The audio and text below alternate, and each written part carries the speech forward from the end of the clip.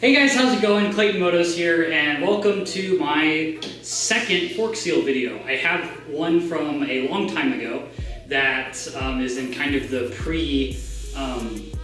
you can even call this the glory days. Well, I guess those were the glory days of this channel. So I'll go ahead and put a link to that video if y'all want to go back and watch that. It's actually my most viewed video on my channel. So without further ado, we're going to get into basically a quick and dirty version of how to replace fork seals. First thing we're going to do is remove the cap right here. I'm just using a pipe wrench to do that. This might come off, or we might have to mount it in the vise. We'll see. Alright, after you get that undone, you're going to let it fall to the bottom. There's going to be an O-ring on top here that you want to take a quick look at. Usually these don't go bad, but if they do, replace it. Wow, that smells really bad. So, for reference, the fluid should be clear or blue. And it is a nice alien blush green. So, we're gonna just let that drain for a minute. After you get the fluid drained out here, you need to remove the bolt here. And the easiest way that I've found to do that is to drop in the axle and then use the axle as a way to keep this from spinning. And then you can put like a breaker bar on there and you can loosen it right up. After you get that bolt fully loosened, you're going to need to hold up on it while somebody presses down on this. Which you hold that for me and I'll push down. And then there's gonna be a nut, like a nut shaped piece of this bolt that you're going to need to put a 17mm wrench on. Right there.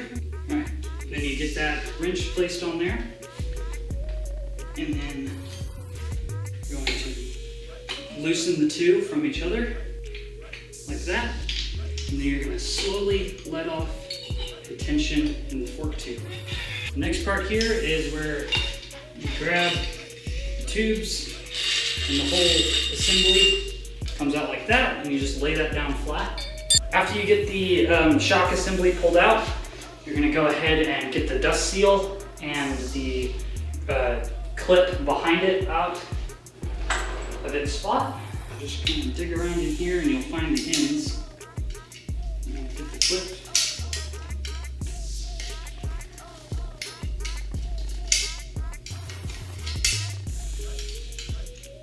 Usually they just pop right out, but sometimes you have to kind of feed around it.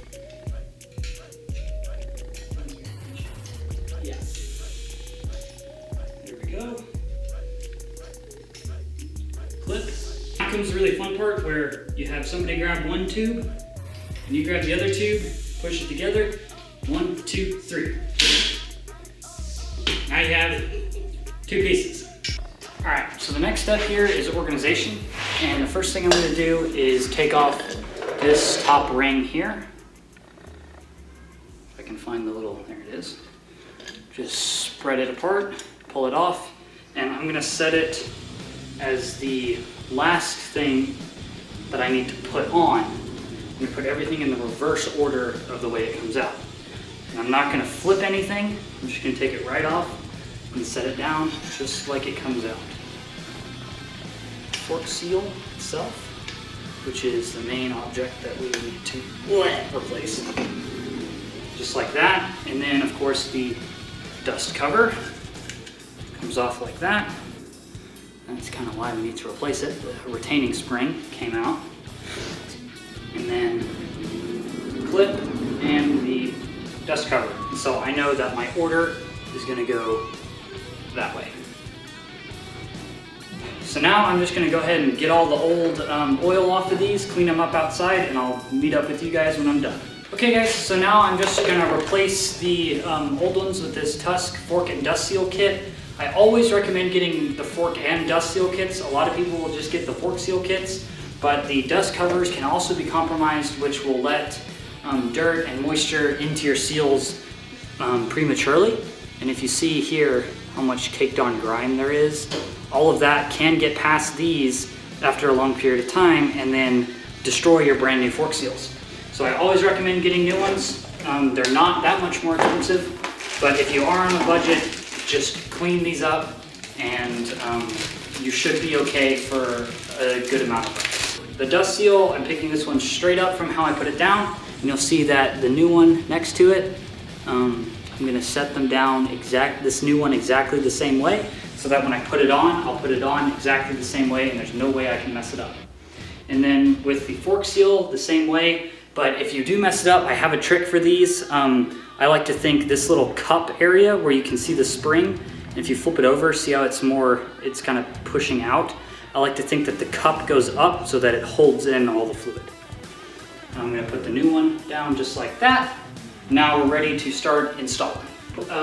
Tusk does sell what they call their seal bullets. They have one for the rear shock and the front shock, but I have a much cheaper and much easier method. You're gonna take a Ziploc bag and you're gonna cut the closing apparatus off. Then I'm gonna put the bag straight over the top like that, and I'm gonna take some old fork fluid. I'm not gonna use the good stuff because I wanna save as much of that as possible. I'm gonna fill up the cap like that, and then I'm gonna get some on my fingers, and I'm gonna get it on this bag here so that the new stuff will fall right over. And then, of course, in my order here, the first thing is the dust seal. I'm going to put some fork fluid on the inside of it to help it slip over even better. And then you just got to make sure you get the lips over.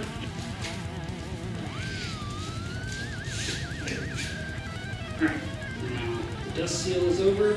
Now I'm going to go ahead and skip the clip because it wouldn't make any sense to put it on right now. So I'm going to go ahead and lube up the fork seal.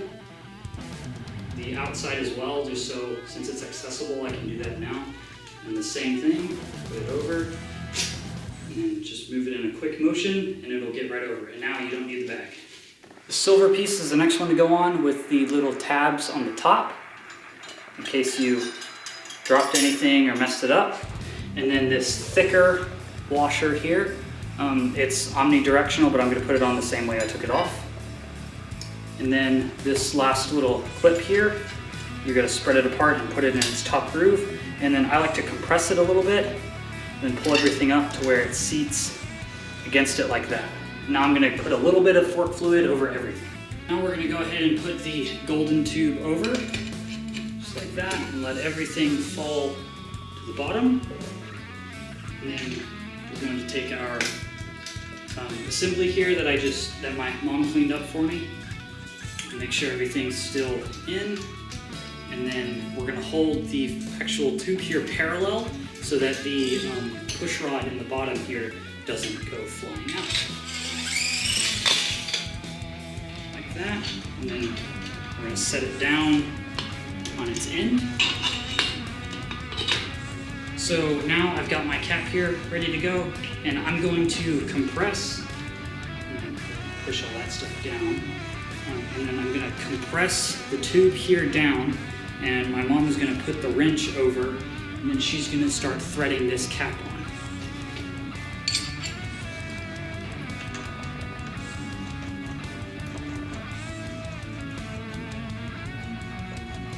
And then after she gets it tight, I'm going to let it go, and the wrench is going to be holding the torque load on. So after you get the nut hand tight, you're going to torque it to 21 foot-pounds.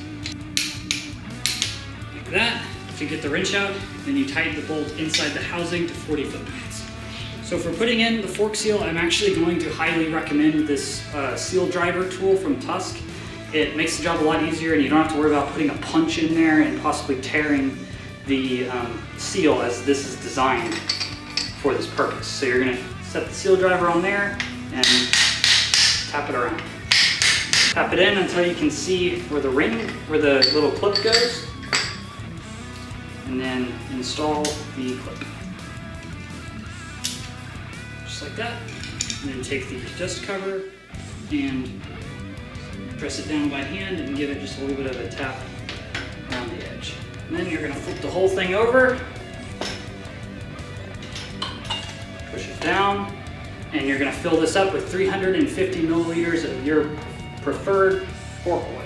My preferred is this Maxima 5 weight. It's the blue one. The fork oil is actually blue, which is kind of cool. It makes you look more like a professional shop when somebody changes a fork fluid later and they think that they got an even better deal. If you get it filled up, go ahead and bring your fork tube to the top and spin it shut. I don't have a torque wrench capable of tightening this nut. There is a special tool if you care, but I'm just going to tighten it until my arm can't hold it anymore. Would you say that torque spec is more? 1 billion. 1 billion? Yes. It's pretty good torque. All right, the last step is you're going to compress the fork about 10 times and then release the air bleeder valve. I always recommend getting aftermarket push button bleeder valves, but I didn't for this bike because I'm already in this a lot of money and I don't want to spend anymore. So I'm going to compress it about 10 times, let the air out, and then 20 times let the air out, and then 10 more just to make sure there's no more air. The last step here is we're going to set the clickers to the stock setting, which is 12 clicks out. So I'm going to go ahead and tighten them all the way. These were already set at the stock setting, which is nice. Okay, and we're going to set the bottom to the same load. Okay, these were set a little bit soft. All right, and that suspension is fully reset to stock. All right, guys, this fork is done, and the brake side was exactly the same. There's absolutely no differences, so I'm going to go ahead and cut the video here. If you enjoyed the video, if it was a little bit better than my old stuff, please let me know. Of course, the suspension for Yamaha was different back then, so this is a different fork setup, and it should work from 06 to 09, at least in my knowledge. Possibly 05, but do not quote me. So if you enjoyed the video, give it a thumbs up and leave a comment down below, and until next time, I will see all you guys in the next video.